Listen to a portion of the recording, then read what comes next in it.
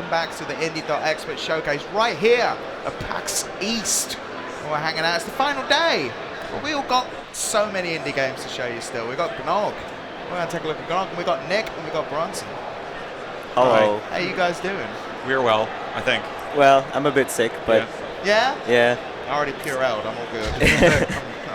We made that mistake. No Pax Purell. Yeah, exactly. Yeah. Purell. Yeah. I see a lot of people with it on their belts. Yeah, it seems man. real smart. Yeah, you go. This is It's genius. crazy. And the classic, the seasoned convention goers, you know, instead of shaking hands, touch elbows. Yeah. Yeah, I haven't seen that yet. That is a great idea. It works. Yeah. You just like touch elbows. Yeah. There you go.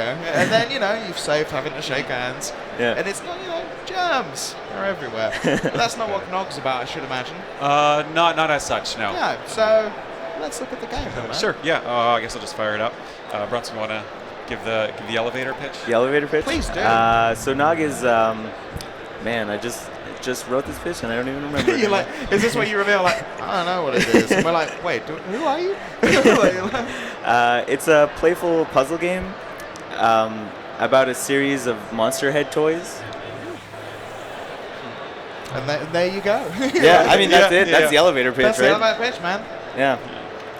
Yeah. So it's heavily inspired by toys like Polly Pocket, Mighty Max. I don't know if you've played those back in the day. I had a Mighty Max. Right, My sister yeah. had Polly Pocket. Right, Like, yeah. There you go. That Yeah. was the thing. That's exactly it. So it's like these toys are sort of, you know, worlds like an ice cream cone on the outside, and you open it up, and on the inside there's like a deli or a diner or something. Yeah, tiny little figures. and Right. stuff like that. Yeah, Yeah, you have like exactly. this like play with the scale kind of thing. Yeah. And our artist Sam was like hugely inspired by those toys and like just generally like physical toy design in general. Yeah. And we just really loved his art style. And we just met up with him in Montreal and said, hey, do you want to make a video game? And he said yes. Nice. And over time, anyway, it gradually evolved into the game that we're showing here today. So how many of you were involved in making this then? 3.5 to 4, depending on the time of the year. 3.5. Yeah. The so guy's part-time. yeah, well, yeah. So we have, there's myself, I'm the main programmer. Bronson's worked on a lot of the pipeline tools, programming-wise. Sam does the art. He has a 2D illustration design background. Nice. And we have Salim, who's sort of the co-founder with Bronson of the company. He does production, and you know, we all do a bit of game design here and there. Yeah. Well, this is the thing, is particularly from talking to a lot of indie developers as we do on this stage, like the amount of people, it's like, yeah, you know, there's like 3 or 4 of us, and it's like, we kind of all do everything. Yeah. Yeah. It's like, especially when you've got that small of a team, it's like, yeah, we do everything. You sort of have Yeah. to like poke and prod at everything here Yeah, and there. exactly. And I find like it really comes out too. Like it helps when everyone's doing everything because you get so many different perspectives Yeah. on things, and like I don't know, there's more like cohesion. I don't know if I would call it that, but yeah, you know. Yeah, that makes sense. So, I say if you're all sort of dipping in and out of different things, Exactly, you're yeah. going to have your own opinions, and then you're going to create what you all like, Yeah. which is nice. It's like, yeah, I mean, there are certain like sometimes like design decisions become like very sort of subjective and like, you know, oh, I like these things to be this way, I like these things to be that way. Yeah. But we usually, we have enough, you know, friends and folks in Montreal that just sort of we invite them up to the office and just like do play tests in the middle of the week kind of thing. And Yeah. Sort of sort it out that way. I mean, you know, obviously PAX is even bigger opportunity for playtesting. Well, that's the thing, yeah. The last guys we were talking to, it was sort of like, this is a really good place just to get people to play your game, and so you can just watch what they do and how it all pans out. And you're Yeah. like, all right, cool. It's like a sort of, I would say, free QA, but it really isn't. But, Costs a bit to get down here, yeah, a little bit. yeah, a small amount. It's QA. Let's just say this. Yeah, exactly. Yeah, business expense is what that is. Yeah, So, yeah. You know, and the sushi I had last night was a business expense. Oh, 100%. Yeah, it's got to be. Yeah. Yeah. According to for tax purposes. Yeah. It's like, I had Small to students, eat. yeah. What would I do? Yeah. So let's take a look at the game, man. Sure, yeah. So this is sort of our intro level for PAX. Each level is just a different monster head in a completely different context. So here we have sort of, it's like a frog on the outside. On the inside we have what looks to be I guess an entomologist, someone who studies insects, their little workstation.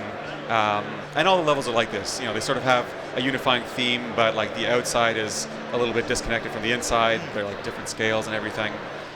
So as we were saying before, like these heads, ultimately you want to sort of get the mouth to open and fly into it to the next level. but how you do that is never really like telegraphed. Yeah. It's really much more of just a virtual toy that you just like chill out and experiment with. So we really want to make sure that like everything sort of reacts to your presence, even if it's not necessarily there to solve the puzzle. It's just sort of like a wondrous thing that you explore. Oh yeah, that just makes it much more sort of magical and nice to kind of experience it. It's nice little touches. Like that you go across the teeth, it makes it nice. It's nice. And it's like it's sort of, and this is one thing that we notice here too with playtesting is like what is the line between people interacting with something and thinking it's just like a fun toy, and people interacting and thinking like, oh, this is part of the puzzle that I have to solve. Yeah. So I mean, this year, this PAX, this weekend, we've seen more people finishing the game than we have at like any other conference or expo or whatever. Yeah. So like we've just like that's because through all of those other conferences we've been seeing the points where it's like, okay, this gives too much feedback, so people think it's like a puzzle item, and this gives no feedback at all, so we have to work on that. Yeah. So it's been sort of a highly iterative process in that regard.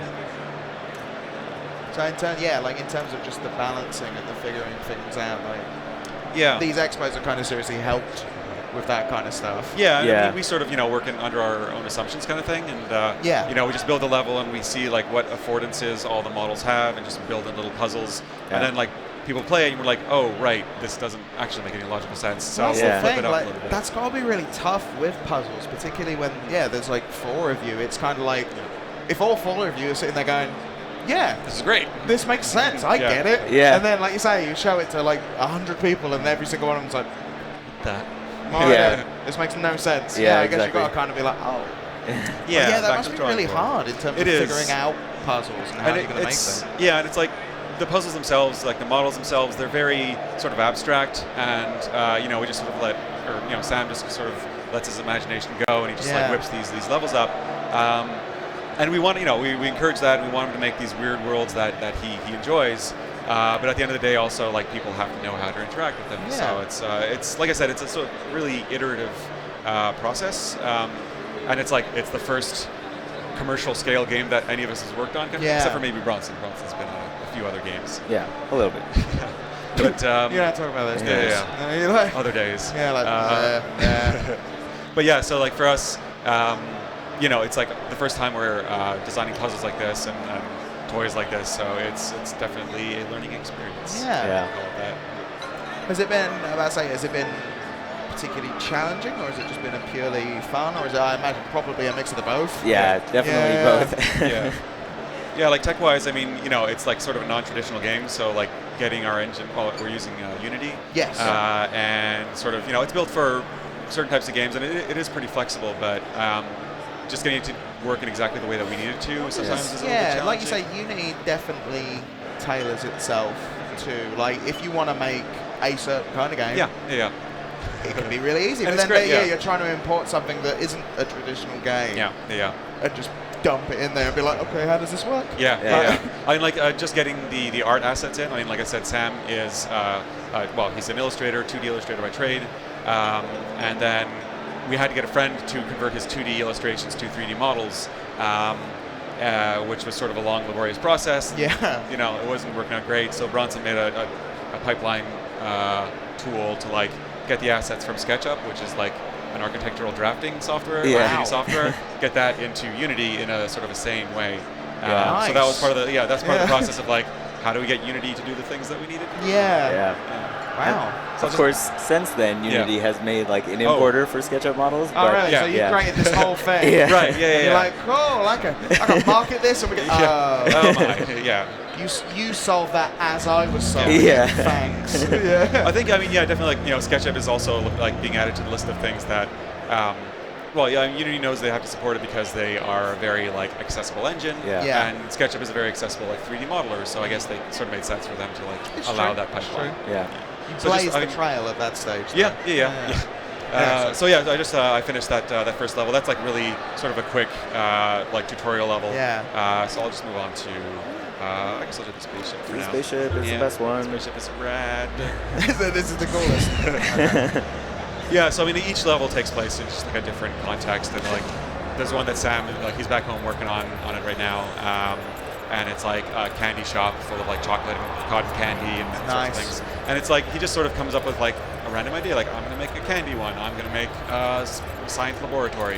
Man, that's probably and we awesome just to like, have a guy like that. yes, Yeah, yeah, yeah. no, Man, it's just be great. like, Yeah. "Oh, I've just here. This is awesome," and you're like, Yeah. "Yep, Yeah. thanks." Looks great. Yeah. Yeah, we have more of a problem of too much content Yeah. than like not enough. really? Like too much Yeah. content, not enough time. I would Yeah, say yeah. rather. Yeah. Yeah. It's like, Actually, I've got yeah. 500 levels. Yeah. Like, no. Right, we have space for 10. Yeah. Yeah. So I mean, we'll be releasing. I guess I should mention that we'll be releasing on PlayStation in October. Nice. Like Is on- that the PS4 and the Vita, or just the PS4? PS4 and PSVR actually. Oh, nice. You did So the yeah, VR we're doing a as well. VR version. Yeah, actually here at the Sony booth we have like the VR version set up. Wow. Yeah. So yeah, I mean like they haven't told us an exact date in October when PSVR is being released, but Yeah, that will we be our don't know launch that date. yet, but- Yeah. Oh, so you will be launching. We'll be with launching the VR exactly like system. It's Man, not required. That's Sorry? quite a good position to be Yeah. in as well, because Yeah, that's yeah. going to be. I mean, the pre-orders for that thing sold out super fast Yeah. for that VR Yeah. headset. So yeah, I guess being one of the launch games for that is going to be a pretty big deal. Yeah, Yeah, it's and- definitely exciting for us. Yeah. I would Yeah. say. Yeah. It's also like I think a lot of people had a very specific idea what VR would be. Like, okay, it's just gonna be like a first-person shooter space. Well, that is even like from my perspective, like you do think of, oh, well, obviously it's going to be first person, yeah. and then it's sort of like, no. No, Yeah. whatever. Like, once you experience more and more of it, it's like, oh right, you can just do anything in there. It's just like for some games, like some people have described it as like it's just like having like headphones for your eyes. Like, Yeah. it's just like, Right.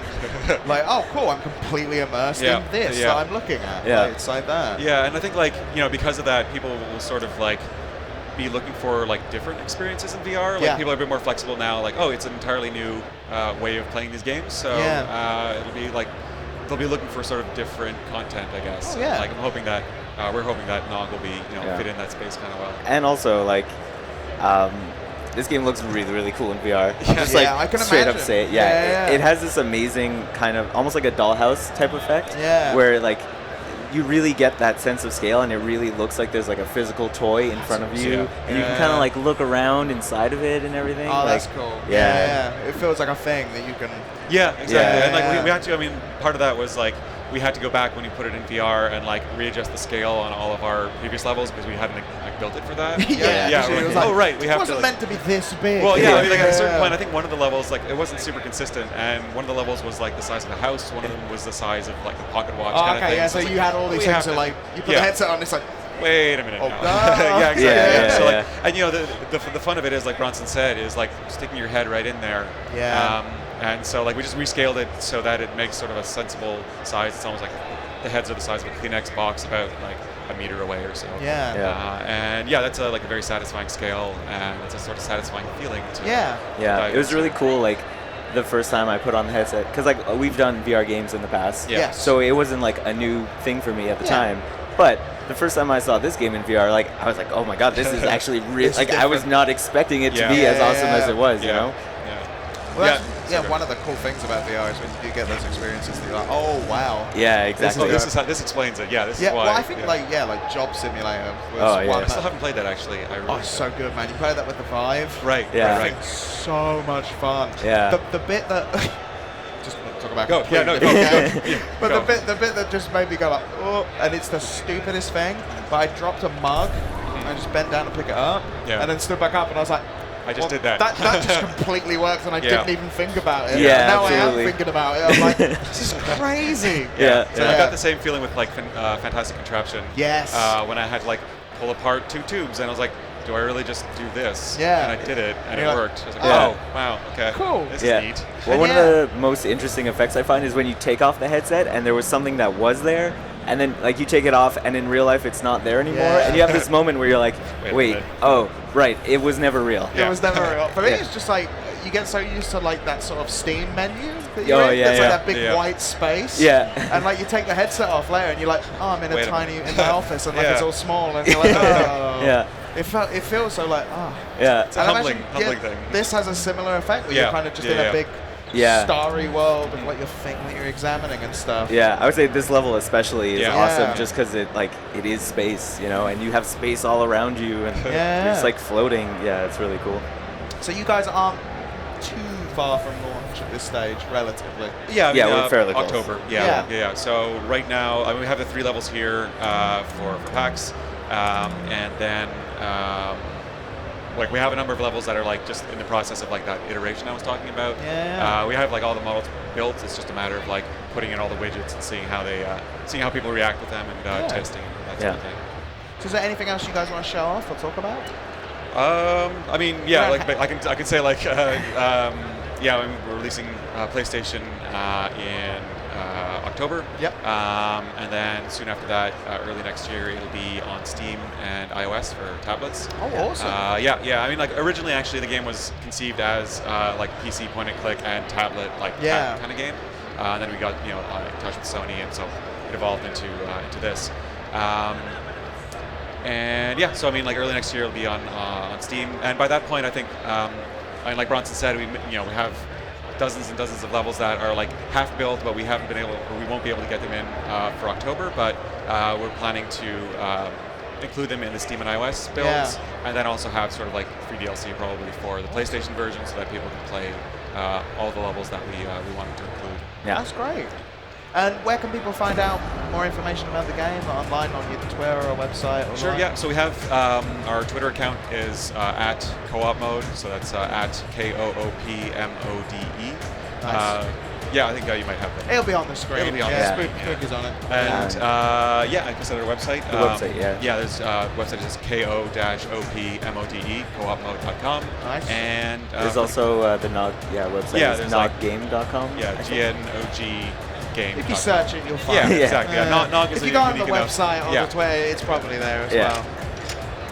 It's in the chat right there. Spooky's taking care of that. Excellent. Awesome. Cool, yeah. So that's our game. That's Gnog. That's awesome, man. Thank you so much for joining us. This game looks like it looks relaxing and sort of just joyful. That's exactly what we're going for. Awesome. Right. You've communicated that well. Yeah, it looks really fun. And I think the VR experience. Yeah. That's going to be crazy when that comes out. But yeah, thank you so much for joining us again, Thanks for having us. And we'll be back very soon, ladies and gentlemen, with more indie games here on the Indie.XSplit Showcase right here at PAX East 2016. So stick around, there's going to be more. And we'll be back soon.